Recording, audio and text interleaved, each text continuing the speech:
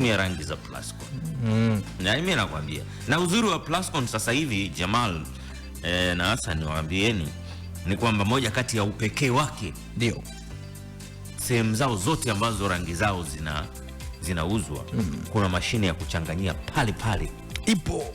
Wewe wapi uliona una kampuni ya rangi na kuchanganyia rangi huko? Unaona yani upendo gani wa kwanza upewe? Kuna kampuni wanajificha, yani kwenye kuchanganya wanaficha nyuma eti usiibe formula yao. Usiibe formula yao. Eh bana, huo ni uzamani. Huo ni uzamani. Sasa huko Plascon. Ndio.